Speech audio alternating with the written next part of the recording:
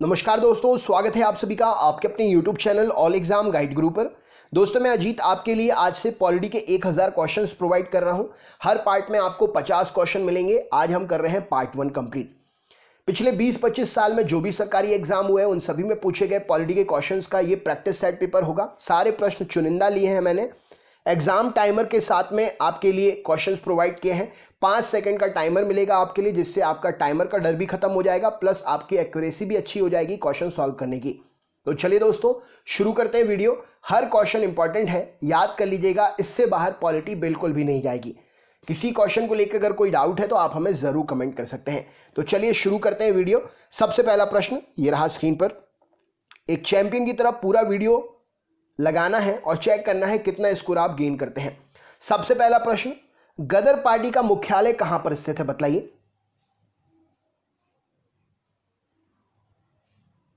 चलिए देखते हैं। तो गदर पार्टी का मुख्यालय जो है सैन फ्रांसिस्को में है। ऑप्शन नंबर सी इस प्रश्न के लिए सही उत्तर हो जाएगा। मोस्ट इंपॉर्टेंट क्वेश्चन है।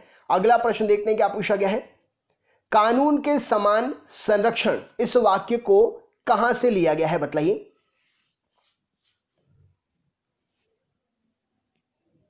चलिए देखते हैं। तो कानून के समान संरक्षण इस वाक्य को अमेरिका के संविधान से लिया गया है। राइट आंसर हो जाएगा। अगला प्रश्न देखते हैं क्या पूछा गया है। फूट डालो और शासन करो की नीति किसने अपनाई, क्या उत्तर होगा बताइए।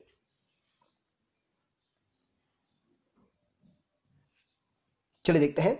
तो फूट डालो और शासन करो की नीति लॉर्ड कर्जन ने अपनाई। ऑप्शन नंबर ए इस प्रश्न के लिए सही उत्तर हो जाएगा। अगला प्रश्न देखते हैं क्या पूछा गया है। संयुक्त राष्ट्र संघ किस वर्ष अस्तित्व में आया बताइए।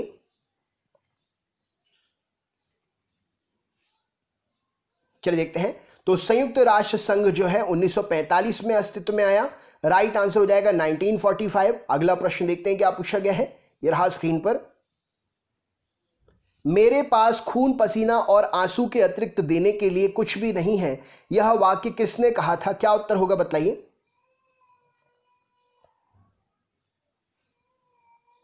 चलिए देखते हैं। तो मेरे पास खून पसीना और आंसू के अतिरिक्त देने के लिए कुछ भी नहीं है, यह वाक्य चर्चिल के हैं। ऑप्शन नंबर बी इस प्रश्न के लिए सही उत्तर हो जाएगा। अगले प्रश्न पर चलते हैं। अगला प्रश्न क्या है, यह रहा स्क्रीन पर।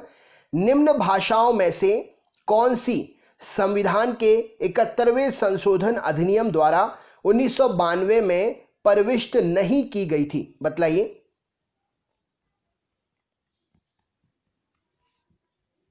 चलिए देखते हैं। तो यहां पर सही उत्तर हो जाएगा डोगरी भाषा।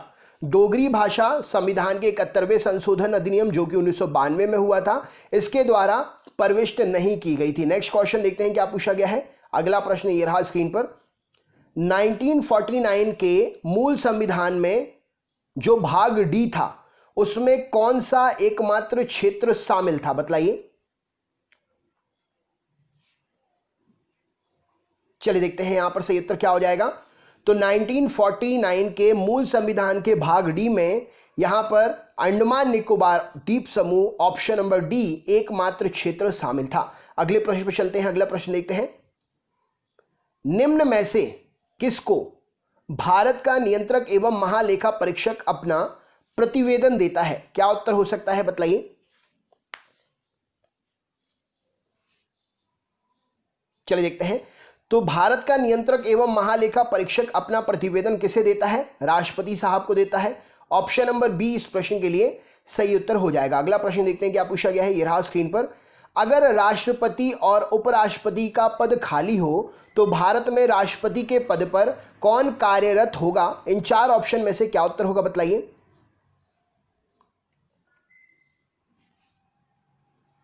चलिए देखते हैं। तो अगर भारत में उपराष्ट्रपति और राष्ट्रपति का पद जो है खाली हो तो भारत के राष्ट्रपति के पद पर भारत के मुख्य न्यायाधीश जो है कार्यरत होंगे। ऑप्शन नंबर डी इस प्रश्न के लिए सही उत्तर हो जाएगा। नेक्स्ट क्वेश्चन देखते हैं क्या पूछा गया है। अखिल भारतीय ट्रेड यूनियन कांग्रेस के प्रथम अध्यक्ष इनमें से कौन थे बतलाइए।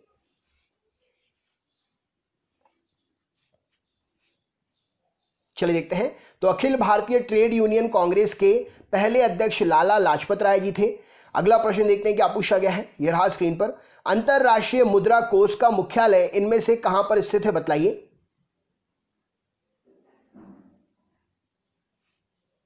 चलिए देखते हैं। तो अंतरराष्ट्रीय मुद्रा कोष का मुख्यालय जो है वाशिंगटन में है। ऑप्शन नंबर ए इस प्रश्न के लिए सही उत्तर हो जाएगा। अगला प्रश्न देखते हैं क्या पूछा गया है। अंतरराष्ट्रीय न्यायालय, क्वेश्चन है अंतरराष्ट्रीय न्यायालय में कितने जज होते हैं बताइए।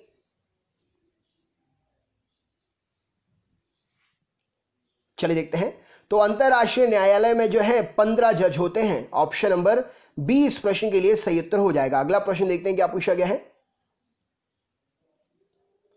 इनमें से किस उच्च न्यायालय की आधिकारिकता सर्वाधिक क्षेत्रों पर है? क्या उत्तर होगा बताइए।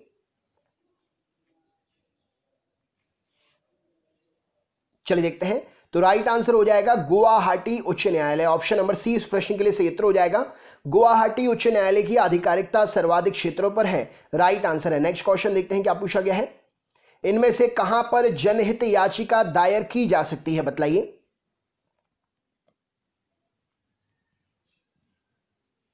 चलिए देखते हैं। तो जनहित याचिका जो है उच्च न्यायालय और सर्वोच्च न्यायालय इन दोनों में ही दायर की जा सकती है, राइट आंसर हो जाएगा ऑप्शन नंबर उच्च न्यायालय सर्वोच्च न्यायालय जनहित याचिका दायर की जा सकती है दोनों जगह पर। नेक्स्ट क्वेश्चन देखते हैं क्या पूछा गया है। इनमें से किस घटना को राष्ट्रवाद की अवधारणा का जन्म माना जाता है? क्या उत्तर होगा इस प्रश्न के लिए बताइए।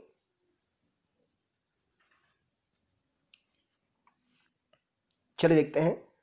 तो कौन सी घटना को राष्ट्रवाद की अवधारणा का जन्म माना जाता है? तो यहां पर सही उत्तर हो जाएगा पुनर्जागरण को। ऑप्शन नंबर बी इस प्रश्न के लिए सही उत्तर हो जाएगा। पुनर्जागरण को राष्ट्रवाद की अवधारणा का जन्म माना जाता है। अगले प्रश्न पर चलते हैं। अगला प्रश्न देखते हैं क्या पूछा गया है। इनमें से किस न्यायालय जनपद में भारतीय संविधान में न्यायाधीशों की नियुक्ति का प्रावधान है बताइए।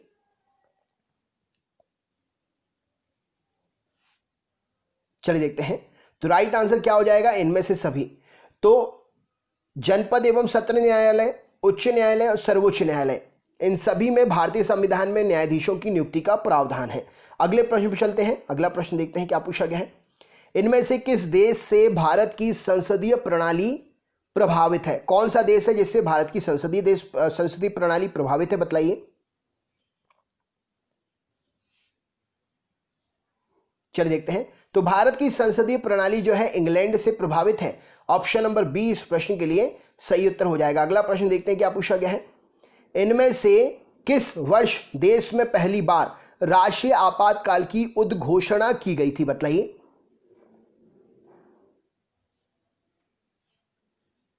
चलिए देखते हैं। तो राष्ट्रीय आपातकाल की उद्घोषणा जो है 26 अक्टूबर 1962 में पहली बार की गई थी। अगले प्रश्न पर चलते हैं। अगला प्रश्न देखते हैं क्या पूछा गया है। इनमें से किस राज्य में पंचायती राज प्रणाली नहीं है बताइए।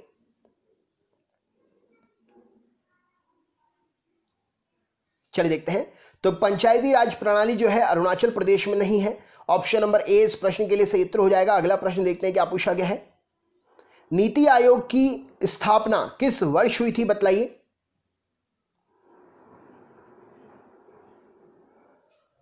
चलिए देखते हैं। तो नीति आयोग की स्थापना 1 जनवरी 2015 को हुई थी। ऑप्शन नंबर सी इस प्रश्न के लिए सही उत्तर हो जाएगा। अगला प्रश्न देखते हैं। प्रतिभा पाटिल को किस वर्ष भारत की पहली महिला राष्ट्रपति चुना गया? क्या उत्तर हो सकता है बताइए।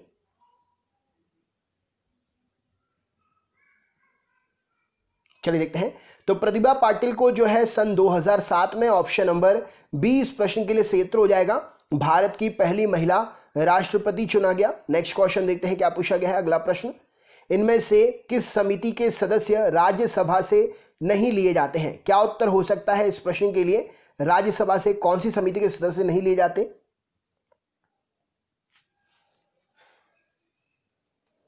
चलिए देखते हैं। तो कौन सी समिति के सदस्य राज्यसभा से नहीं लिए जाते हैं? तो प्राक्कलन समिति के सदस्य जो हैं राज्यसभा से नहीं लिए जाते हैं। अगला प्रश्न देखते हैं क्या पूछा गया है। भारत की स्वतंत्रता के समय गवर्नर जनरल इनमें से कौन था बताइए।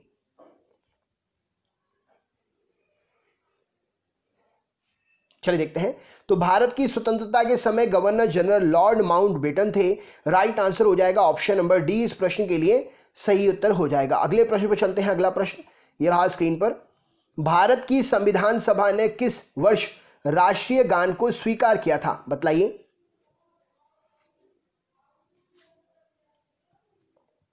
चलिए देखते हैं। तो भारत की संविधान सभा ने 1952 में 1952 में, ऑप्शन नंबर डी इस प्रश्न के लिए सही उत्तर हो जाएगा। 1952 में भारत की संविधान सभा ने राष्ट्रीय गान को स्वीकार किया था। अगला प्रश्न देखते हैं क्या पूछा गया है।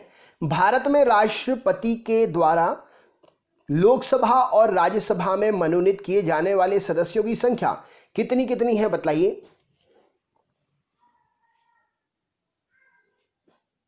चलिए देखते हैं। तो भारत में राष्ट्रपति के द्वारा लोकसभा और राज्यसभा में मनोनीत किए जाने वाले सदस्यों की संख्या लोकसभा में 2 और राज्यसभा में 12 है। नेक्स्ट क्वेश्चन देखते हैं क्या पूछा गया है।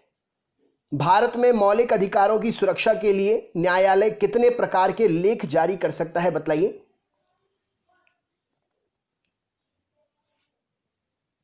चलिए देखते हैं। तो भारत में मौलिक अधिकारों की सुरक्षा के लिए न्यायालय जो है 5 प्रकार के लेख जारी कर सकता है। राइट आंसर हो जाएगा। अगले प्रश्न पर चलते हैं। अगला प्रश्न देखते हैं। भारत में सर्वोच्च न्यायालय में न्यायाधीशों की नियुक्ति इनमें से किस देश की न्याय प्रणाली से ली गई है बताइए।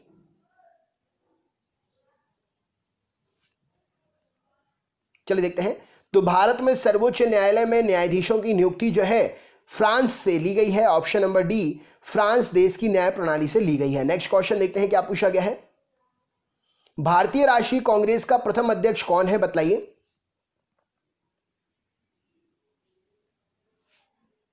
चलिए देखते हैं। तो भारतीय राष्ट्रीय कांग्रेस का प्रथम अध्यक्ष WC बनर्जी है। ऑप्शन नंबर ए इस प्रश्न के लिए सही उत्तर हो जाएगा। भारतीय राष्ट्रीय कांग्रेस के प्रथम अध्यक्ष कौन थे? तो WC बनर्जी जी राइट आंसर हो जाएगा। नेक्स्ट क्वेश्चन देखते हैं क्या पूछा गया है। भारतीय जनसंघ की स्थापना किस वर्ष हुई थी बताइए।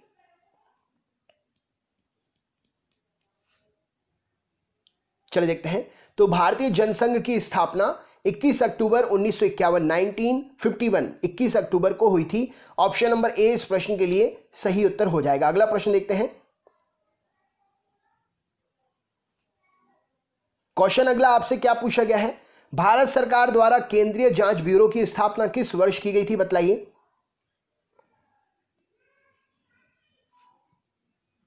चलिए देखते हैं। तो भारत सरकार द्वारा केंद्रीय जांच ब्यूरो की स्थापना 1963 में की गई थी। ऑप्शन नंबर डी इस प्रश्न के लिए सही उत्तर हो जाएगा। 1963 केंद्रीय जांच ब्यूरो की स्थापना। नेक्स्ट क्वेश्चन देखते हैं क्या पूछा गया है।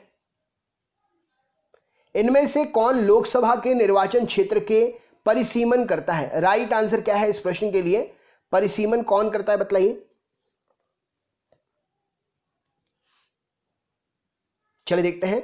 तो लोकसभा के निर्वाचन क्षेत्र का परिसीमन आयोग करता है। ऑप्शन नंबर डी इस प्रश्न के लिए सही उत्तर हो जाएगा। नेक्स्ट क्वेश्चन देखते हैं क्या पूछा गया है। इनमें से कौन राष्ट्रीय स्वयंसेवक संघ का संस्थापक है। क्या उत्तर है इस प्रश्न के लिए बताइए।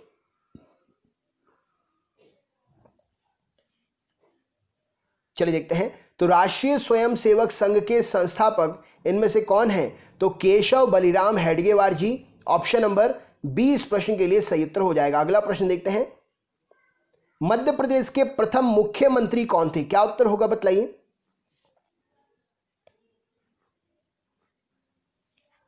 चलिए देखते हैं। तो मध्य प्रदेश के प्रथम मुख्यमंत्री रविशंकर शुक्ल जी हैं।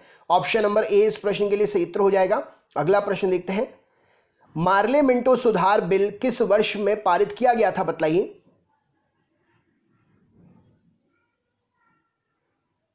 चलिए देखते हैं। तो मार्ले मिंटो सुधार बिल जो है 1909 में, ऑप्शन नंबर ए इस प्रश्न के लिए सही उत्तर हो जाएगा, 1909 में पारित किया गया था। अगले प्रश्न पर चलते हैं। अगला प्रश्न क्या है, ये रहा स्क्रीन पर। इनमें से कौन भारत के संविधान के व्याख्याकार और संरक्षक हैं। क्या उत्तर है बताइए।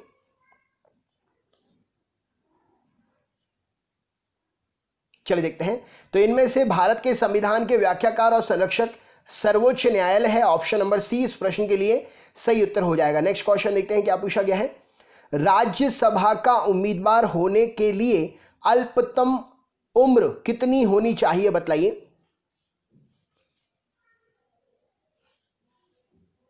चलिए देखते हैं। तो राज्यसभा का उम्मीदवार होने के लिए अल्पतम उम्र जो है 35 वर्ष की होनी चाहिए। ऑप्शन नंबर डी इस प्रश्न के लिए सही उत्तर हो जाएगा। अगला प्रश्न देखते हैं। इनमें से कौन भारत के कार्यवाहक मुख्य न्यायाधीश की नियुक्ति करता है बताइए।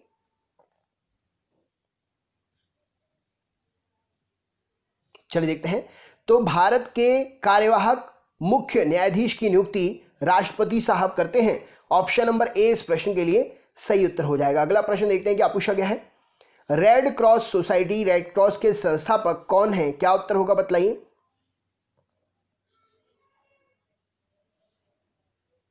चलिए देखते हैं। तो रेड क्रॉस के संस्थापक J.H. ड्यूनॉन्ट हैं। ऑप्शन नंबर सी इस प्रश्न के लिए सही उत्तर हो जाएगा। अगला प्रश्न देखते हैं। विश्व के किस देश के संविधान से भारत के संविधान की संशोधन प्रक्रिया प्रभावित है? बतलाइए।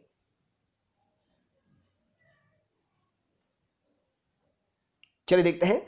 तो विश्व के देश दक्षिण अफ्रीका से भारत के संविधान के संशोधन की प्रक्रिया प्रभावित है। नेक्स्ट क्वेश्चन देखते हैं क्या पूछा गया है।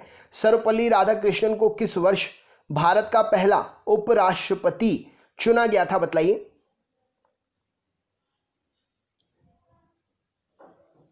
चलिए देखते हैं। तो सर्वपल्ली राधाकृष्णन जी को 1952 में 1952 में भारत का पहला उपराष्ट्रपति चुना गया था। अगला प्रश्न देखते हैं।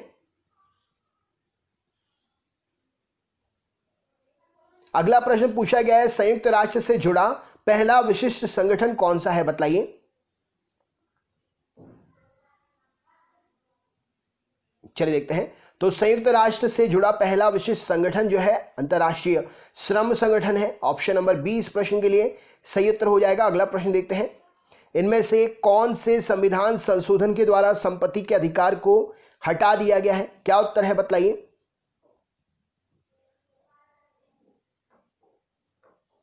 चलिए देखते हैं। तो संविधान के संशोधन 44वें संविधान संशोधन से संपत्ति के अधिकार को हटा दिया गया है। राइट आंसर है। अगला प्रश्न देखते हैं। उच्चतम न्यायालय के न्यायाधीशों की संख्या में बढ़ोतरी करने का अधिकार किसके पास होता है? बतलाइए। चलिए देखते हैं। तो उच्चतम न्यायालय के न्यायाधीशों की संख्या में बढ़ोतरी करने का अधिकार संसद के पास होता है। नेक्स्ट क्वेश्चन देखते हैं क्या पूछा गया है।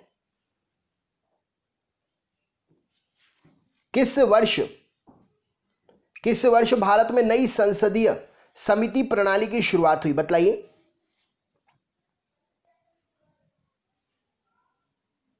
चलिए देखते हैं। तो राइट आंसर हो जाएगा 1991 1991 में भारत में नई संसदीय समिति प्रणाली की शुरुआत हुई। नेक्स्ट क्वेश्चन देखते हैं। संयुक्त राष्ट्र संघ की आम सभा की अध्यक्ष एकमात्र भारतीय महिला कौन थी? बतलाइए क्या उत्तर होगा।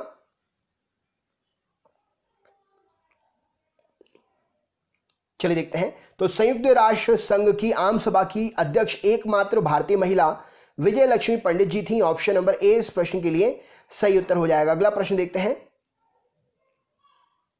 किस वर्ष अंतिम रूप से संविधान को संविधान सभा ने पारित किया था? क्या उत्तर होगा बतलाइए।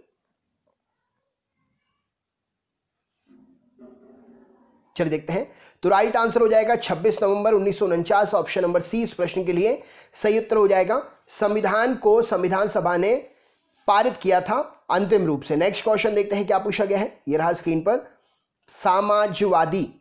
समाजवादी व्यवस्था स्थापित करने की प्रेरणा कौन देता है? क्या उत्तर होगा बतलाइए।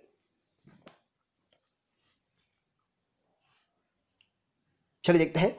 तो समाजवादी व्यवस्था स्थापित करने की प्रेरणा नीति निर्देशक तत्व देते हैं। ऑप्शन नंबर डी इस प्रश्न के लिए सही उत्तर हो जाएगा। अगला प्रश्न देखते हैं क्या पूछा गया है।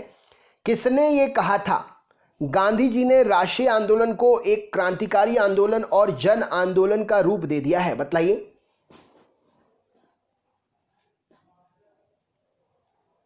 चलिए देखते हैं। तो ये बात कही थी कूपलैंड ने, आर कूपलैंड ने यह कहा था कि गांधी जी ने राष्ट्रीय आंदोलन को एक क्रांतिकारी आंदोलन और जन आंदोलन का रूप दे दिया है। नेक्स्ट क्वेश्चन देखते हैं क्या पूछा गया है। संसदीय शासन प्रणाली सर्वप्रथम किस देश में विकसित हुई थी? बतलाइए। चलिए देखते हैं।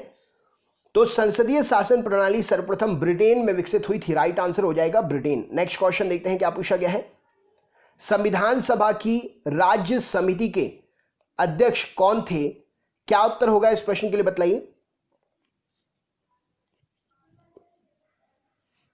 चलिए देखते हैं। तो संविधान सभा की राज्य समिति के अध्यक्ष जो हैं Jawaharlal Nehru. Option number C इस प्रश्न के लिए सही उत्तर हो जाएगा।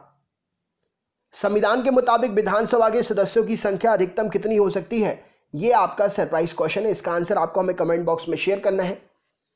दोस्तों अगर आप में से कोई भी हमारे चैनल पर आज ही जुड़ा है तो चैनल को सब्सक्राइब जरूर कर लें, बेल आइकन ऑन कर लें, जिससे आपको इसके अलावा भी जो भी वीडियोस अपलोड होते हैं उनकी लिंक मिल सके।